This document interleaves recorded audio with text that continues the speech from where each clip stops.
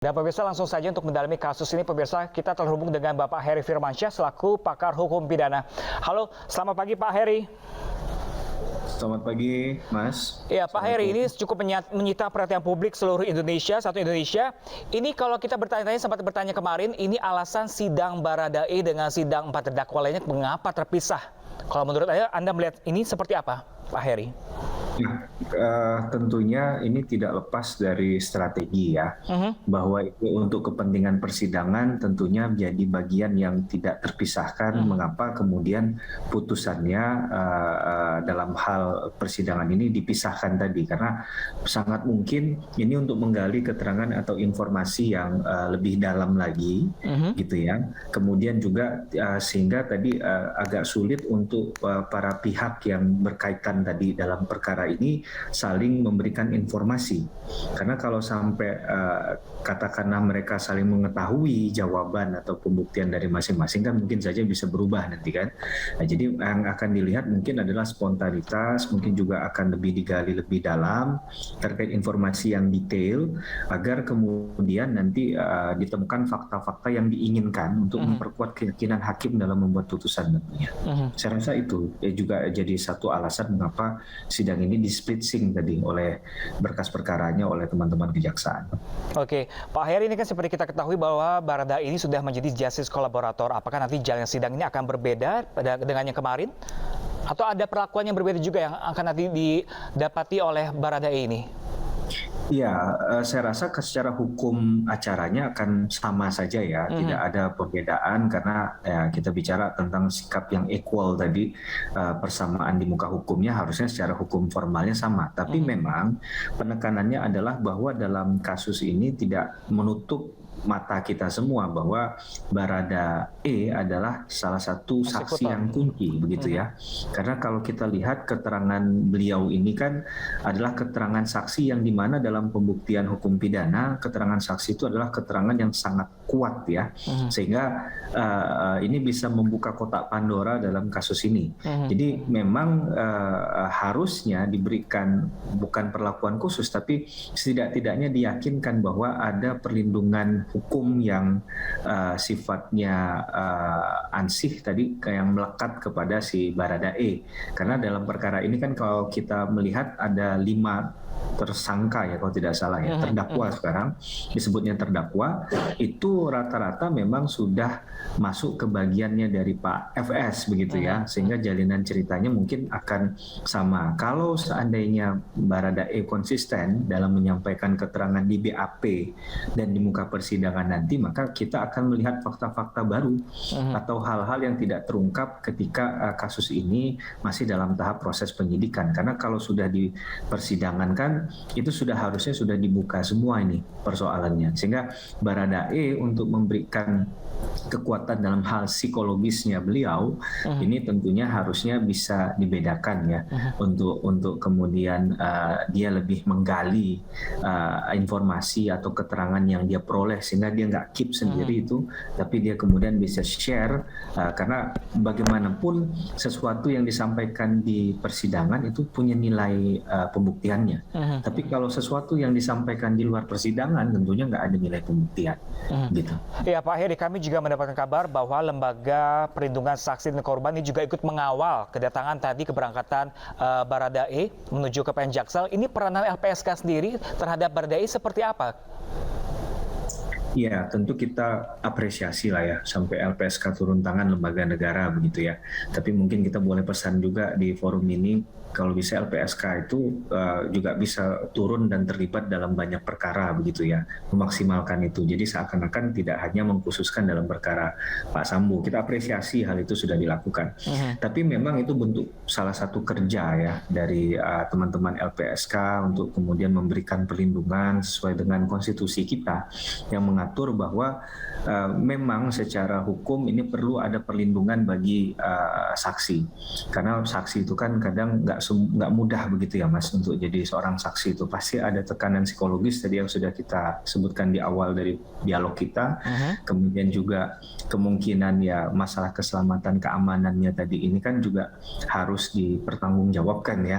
Jangan sampai ada keterangan yang disampaikan karena ada kuasa dalam hal ini. Karena bagaimanapun kan waktu itu Pak Sambo punya peranan cukup besar ya, strategis di institusi kepolisian, pernah menjabat sebagai Kadif Propam, sebagai Irjen Pol sebelum akhirnya ada proses pemberhentian tidak hormatnya kemarin. Jadi saya rasa hal-hal itulah yang kemudian menjadi alasan yuridis mengapa kemudian LPSK itu turut memberikan sokongan, turut memberikan perlindungan secara aktif tadi agar bisa memberikan keyakinan kepada Baradae untuk bisa menyampaikan sesuai dengan apa yang dia ketahui, dia lihat dan dia alami sendiri tadi. Oke, Pak Heri, kalau kita lihat jalannya persidangan kemarin eksepsi 4 terdakwa mengatakan bahwa dakwaan yang disebutkan kemarin itu adalah berasal hanya dari Eliezer aja. Apakah ini kuat nggak di mata hukum menurut Pak Heri? Ya, tentunya yang menakar pembuktiannya nanti kan hakim ya Mas ya. Tapi tentunya dalam hal ini ada seni untuk membuktikan bahwa teman-teman jaksa itu akan berusaha mati-matian dengan mendasarkan pada presumption of guilt yang mereka punya ya, bahwa mereka mendasarkan keyakinan bahwa apa yang mereka sajikan, apa yang mereka sampaikan sampai pada penentuan tersangka sampai naik ke terdakwa di proses mereka ini adalah satu jalan yang memang sudah benar dari proses penyidikan sampai ke proses berkas ini lengkap dinyatakan lengkap ke persidangan.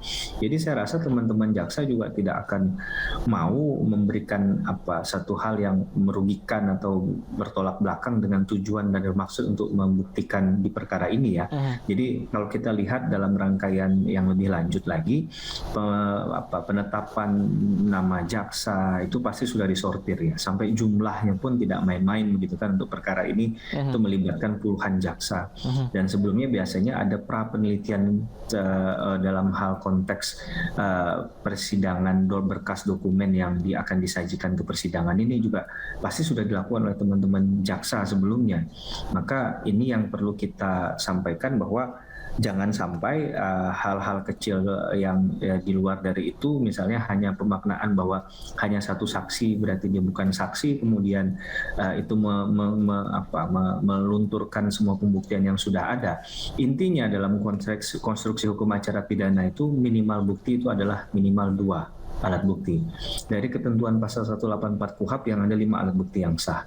Jadi saksi memang memegang peranan penting, tapi seandainya saksi ini pun hanya satu, ini kan bisa dilihat dari keterangan-keterangan yang lain atau dokumen-dokumen lain. Mungkin saksi yang ada di tempat TKP memang hanya 1 orang, tapi rangkaian proses kegiatan atau peristiwa berlanjut ini bisa dimaknai sebagai satu proses hukum yang sudah sempurna begitu.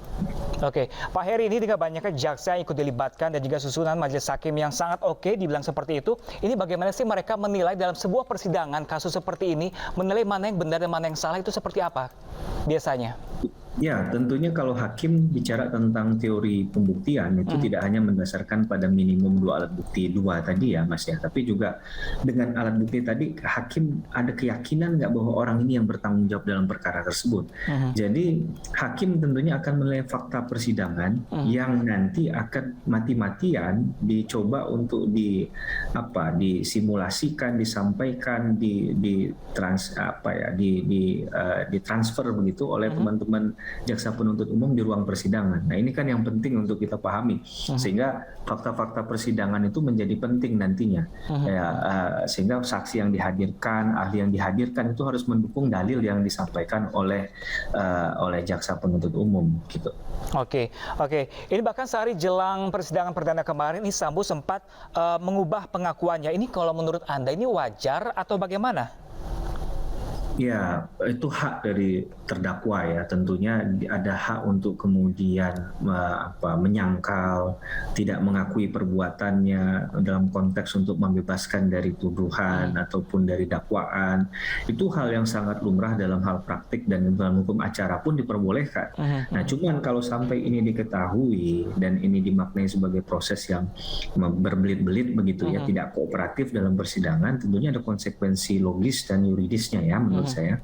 Maka ini akan jadi pertimbangan hakim untuk mungkin bisa memberikan hukuman yang mungkin lebih berat ataupun maksimal begitu. Jadi salah satu sisinya adalah itu haknya beliau, tapi di sisi lain ada konsekuensinya. Saya rasa ya harusnya penasihat hukumnya Pak Sambo, Mbak Bu Putri dan kawan-kawannya tadi juga pasti harusnya sudah memahami hal ini ya. Nah, jadi memang sebenarnya yang perlu disampaikan adalah kebenaran yang materialnya tadi. Dalam konteks agar dikejarnya adalah keadilan yang substantif ya. Sehingga ini perlu kerjasama juga dari tersangka atau terdakwa tadi untuk menyampaikan yang sebenar-benarnya, tidak lain dari yang sebenarnya. Oke, mungkin Pak Heri sudah juga menelusuri perjalanan kasus ini dari 3 bulan yang lalu sampai sekarang.